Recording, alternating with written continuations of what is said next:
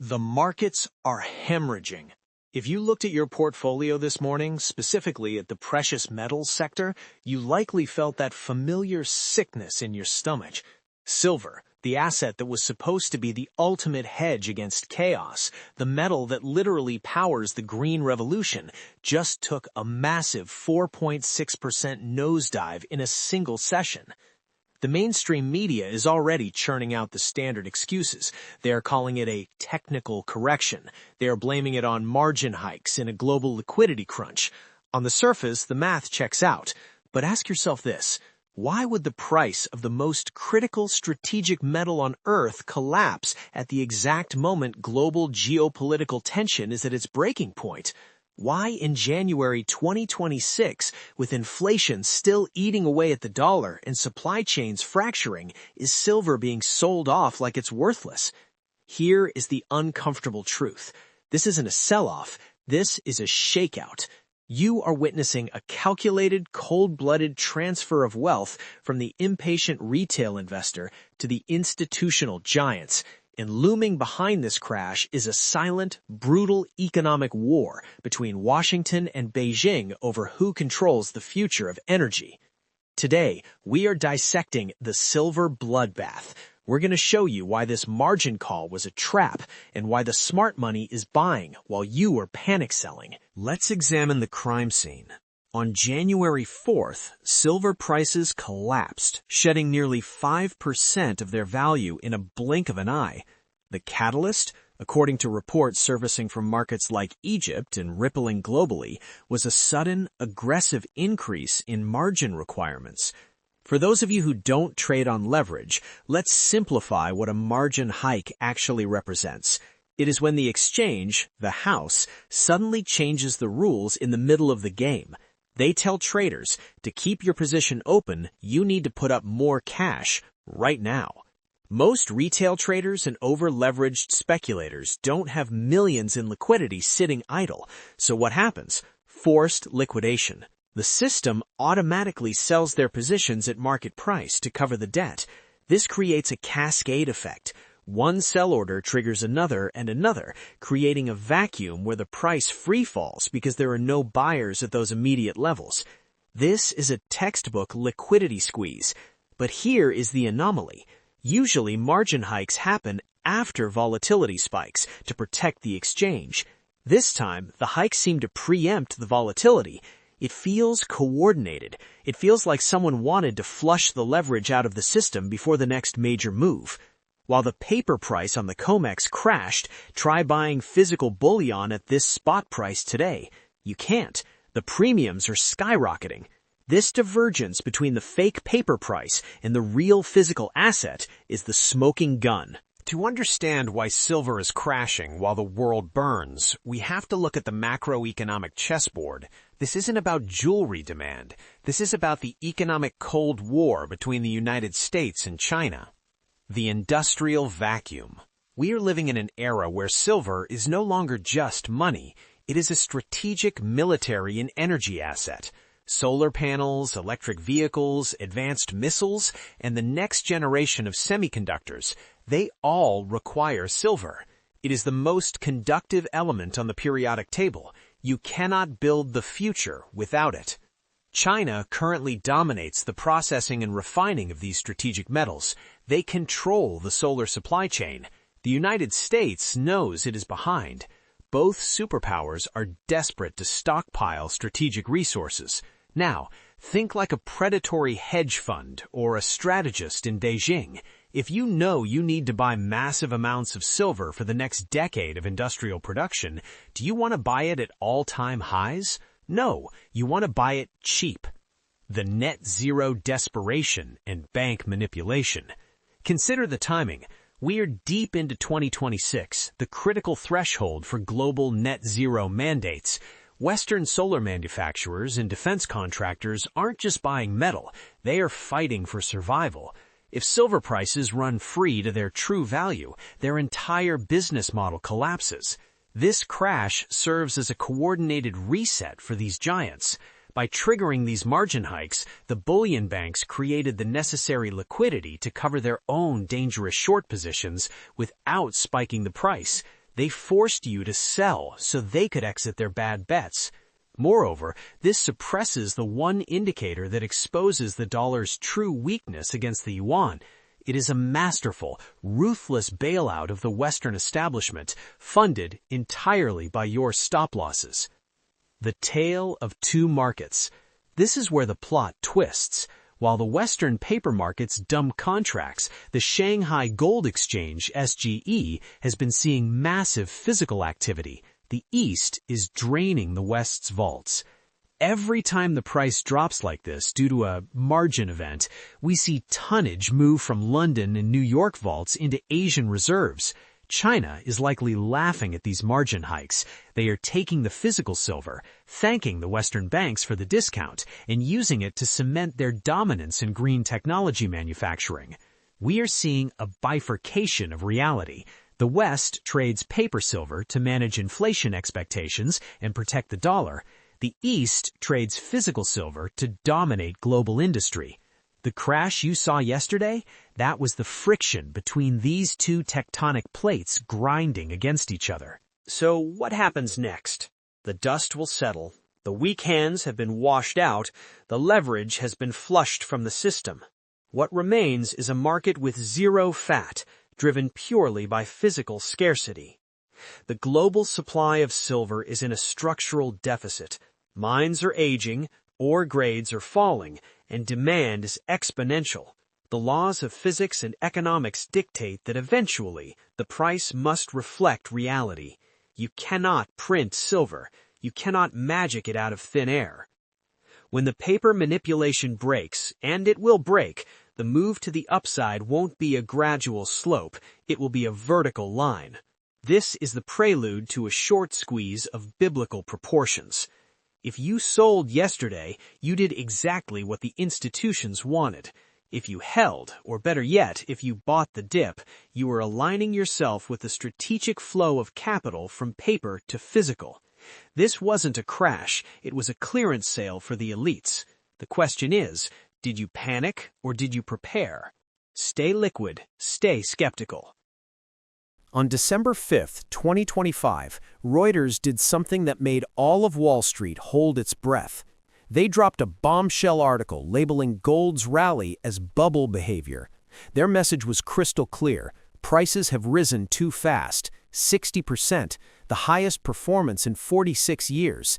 Sell now before it crashes like it did in 1979.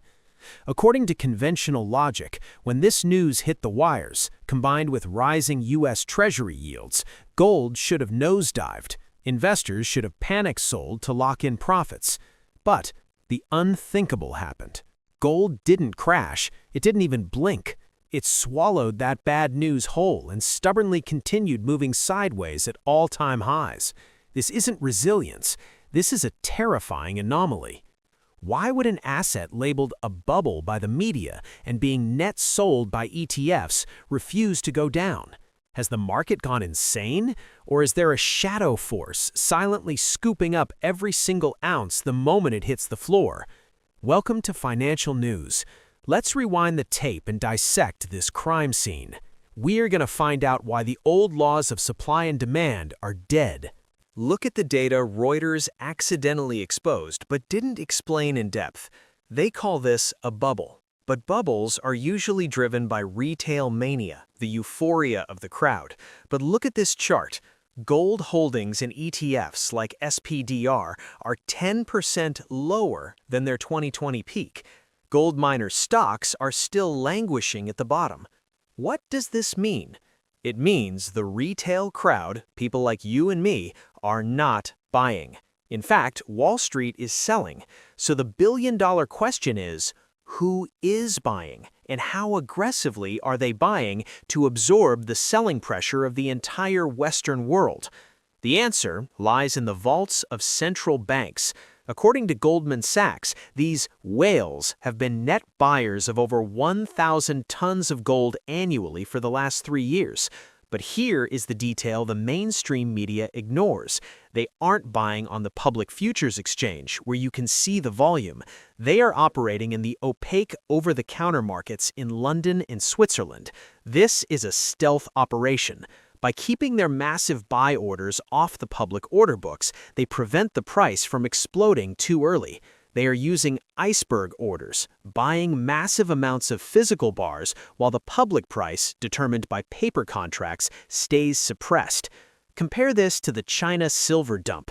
When the London market ran out of silver, China had to flush their stockpiles to save the price. But with gold in 2025, the situation is the exact opposite. The West is trying to suppress the price using news and derivatives, paper gold, but the East, China, Russia, India, is standing underneath, catching every single bar of physical metal. This is a reverse squeeze. On the COMEX, for every 1 ounce of registered physical gold, there are now hundreds of paper claims trading against it. It is a game of musical chairs played with dynamite. When the music stops, there won't be enough chairs. They are draining the physical liquidity. Reuters calls it a paradigm shift, but the accurate term is the depletion of Western inventory. Why are they hoarding so frantically? Why don't they trust the dollar anymore? Let's look at the death spiral mechanism that the article only cautiously hinted at. Reuters compares 2025 to 1979, but this comparison is mathematically flawed. Phase 1, 1979, U.S. debt was only 30% of GDP. Paul Volcker could raise rates to 20% to kill inflation and save the dollar. Phase 2, 2025, U.S. debt is 4 times higher than in 1979. Budget deficits are running at 6% of GDP annually. Here is the deadly trap. If the Fed raises rates to stop gold, the U.S. government goes bankrupt because it can't pay the interest. If the Fed cuts rates to save the government, inflation explodes and gold goes to Mars. This is no longer just about economics. It is geopolitical warfare. Daniel Oliver from Myrmikan Capital pointed out the exact moment the system broke, the 2022 seizing of Russian reserves. When the U.S. weaponized the dollar, they sent a signal to every sovereign nation: your savings are only yours if we agree with your politics. That shattered the trust that took 80 years to build. You can't print trust. Once it's broken, the flight to safety becomes a permanent migration, not a temporary trade. The Fed's balance sheet is bleeding because it's stuffed with long-term bonds that have lost massive value. Their gold coverage ratio is now only 16% of their liabilities. Think about that. The entity issuing the world's reserve currency is technically insolvent on a mark-to-market basis. Do you see the parallel with the silver market? In silver, it was a physical shortage due to industrial demand, solar. In gold, it is a shortage of trust due to fiscal collapse. The U.S. cannot print more gold. They can only print more dollars. And the central banks know this. They are exchanging paper that is about to lose value for the only real asset left. They aren't buying for profit. They are buying for survival.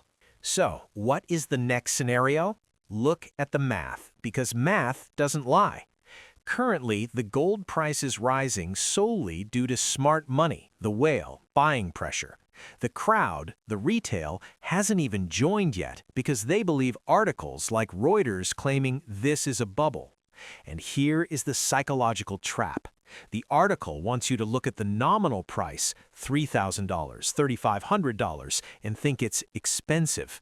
But priced in purchasing power, priced in gallons of oil, priced in hours of labor, gold is still cheap. The bubble is in the currency you're holding, not the metal you're watching. But what happens when Western inventory runs dry? Just like silver, when the vaults in London are empty, price will no longer follow any technical analysis. When individual investors realize bonds are no longer safe and stocks are too risky, they will stampede into gold. But at that moment, who will sell to you? The central banks? No, they're buying. The ETFs? They've been net selling for 3 years. Their vaults are emptying. We're facing a supply shock on a global scale. Reuters calls it a paradigm shift. I call it a repricing.